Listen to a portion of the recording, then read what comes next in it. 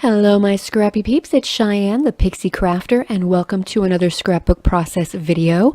This is the photo that I'm going to be scrapbooking today. I've been using the Pixelmatic app on my phone. I know it's available in the Google Play Store to edit a lot of my photos and get the fun frames and everything around. And then I cut out quite a few pieces on my Cricut. I will have the design file located in the description bar. And now it's time to have some fun with some mixed media. So I decided to get out my Stampin' Up! Reinker. Now I've already gessoed this piece of Whisper White Stampin' Up! 12 by 12 cardstock, and this allows me to really get it wet and saturate it without it causing too many issues. So I've got Daffodil Delight, Melon Mambo that I'm working with, and I'm just trying to make just a fun little splatter. And I love that here is another way I can use my reinkers from any brand really and just have a fun look. And I love the artistic way this turned out, and I'm just spraying that with some of the pearl mist that I made. Now let's go ahead. I've got some layering that I'm doing. This is a piece of vellum that I got so long ago. I'm really trying to use up a lot of the things that I've been hoarding over the years. My paper stash is kind of ridiculous, and I kind of feel guilty every time I get a new paper stack because I've got so much of it, but I can't help myself. So I am loving doing like little micro mats with my stuff lately with like a little line of black. So that's what I've got going on there. And then I've got that piece of vellum. I want to say it was like a Martha Stewart vellum that I picked up at Big Lots like maybe 10 years ago. So it's so much fun. Use all the vellums. Oh, there is my background piece, and it's all dry, and I'm actually encouraging it along just a little bit more. So here's all those pieces that I die cut out. A lot of them are from Cricut Access, so lots of fun there. Now I'm just like making them nice and shiny, so that's a clear Wink of Stella that I'm going to put on some of the flowers to really make them shine in different bits and pieces, just to add a little bit more something to these die cuts. I've got to start trying to print out more than one and like gluing them together. I think that could be fun. Now that is actually let me just grab it real quick because I can't remember the name of it. It's the Sakura Jelly Roll in Clear Star. I love that pen for just giving just a nice glitter shimmer. It's a lot more glitter shimmer than the Wink of Stella. And I just find that adding the different kinds of shimmers and glitters really help to give it a little something something. And then I'm going to pull out some of my different Nuvo drops, and I have been loving Nuvo drops. So I've got the clear and the white blizzard, and I'm just going to get a little bit more dimension. Like I wanted these hearts to look more like epoxy stickers and have lots of shine.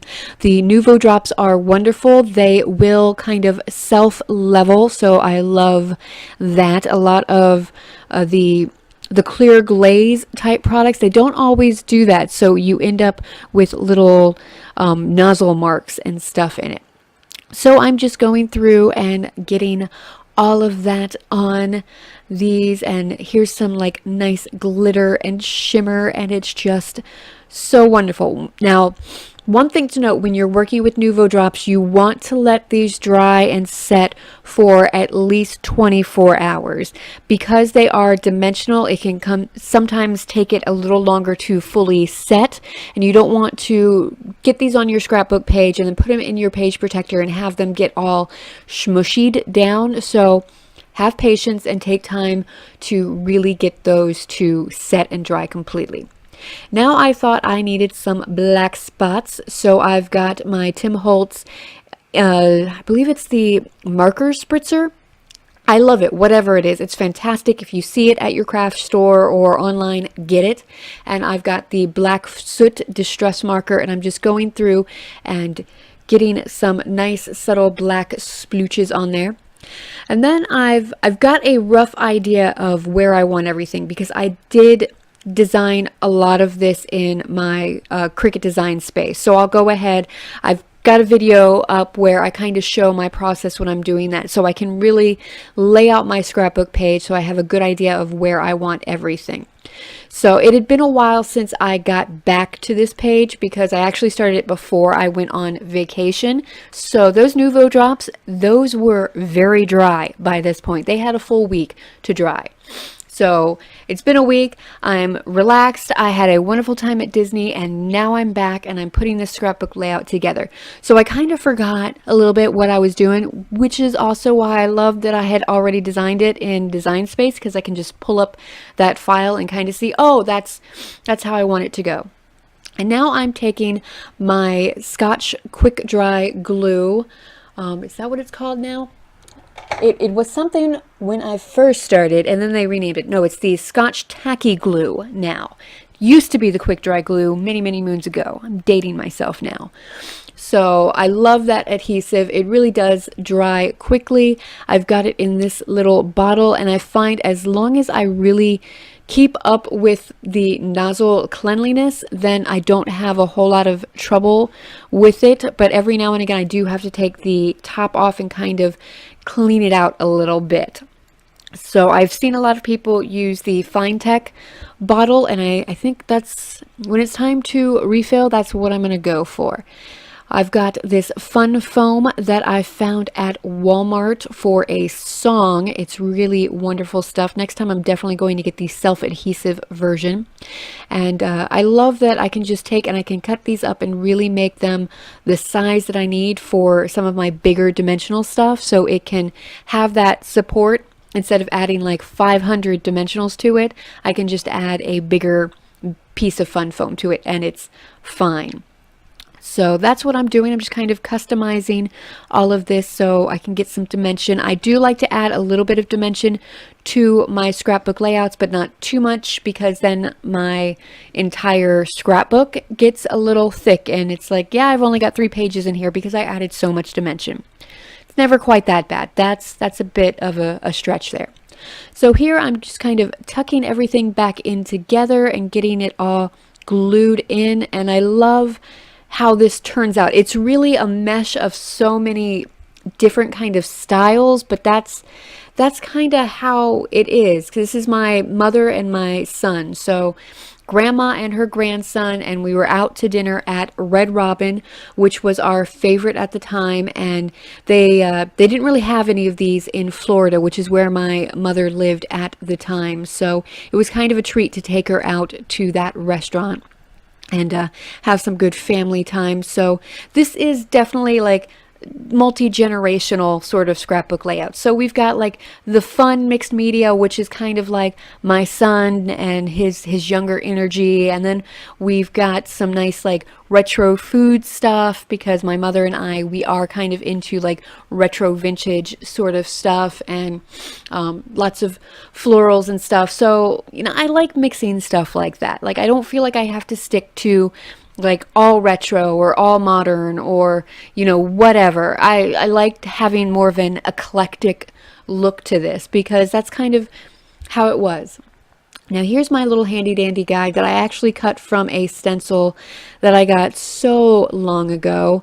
But it was perfect. Like, it was meant for like drawing these lines, so I can go ahead and have them. So I just I did that in pencil, and then I marked off because I knew I wanted pieces overlapping. And then I'm going to go ahead and grab my Heidi Swap date stamper with some Memento ink. Or did I use no, Stampin' Up! Archival Basic Black ink. And I'm just going to stamp the date. And this is when I realized there is no 32nd day in October. This is what happens when you're reading something backwards and upside down. So I just corrected it and switched it around, so I've got my date on there. I'm going to do my journaling with my Pilot Flare pen. I really love these pens. This is the medium one. I want to see about getting different sizes because I really like the finer sizes sometimes for different things that I'm going to do. So I just put like some quick journaling on there. Then he erased all the pencil marks, and I'm going to finish adhering everything down. And lots of fun there. And I've got some dimensionals. Now, I've got 3 different kinds of dimensionals.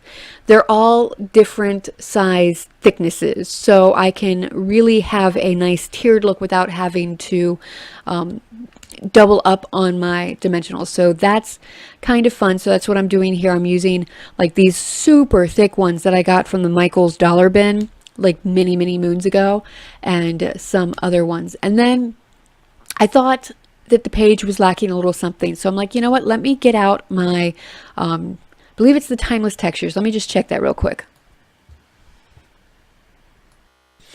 Yes, it is Stampin' Up! Timeless Textures stamp set, and I'm just taking a couple of those, and because I didn't want it to be like a solid image, I wanted there to be some distressing to it. I didn't want a solid black image either. I'm just putting those, like sticking them to the back of my fingers. For some reason they were doing that very nicely, so I've got the little like fleur-de-lis there and some of the paint splotches, and I'm using the basic black archival.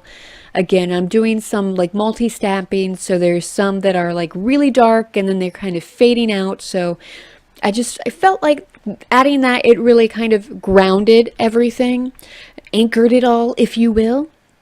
And then I got out the little like drink stain, and I am trying to find a pink that matches up pretty well, and I ended up going with a Flirty Flamingo. So I'm just stamping those around. I didn't want these to be like super dark and in your face. I just wanted them to be like another little accent. So I'm doing some multiple stamping on those too, just to give some depth and dimension.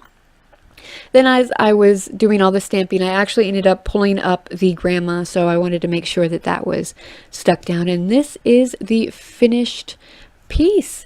I think it turned out so lovely and so much fun doing this, and I love commemorating these sort of memories.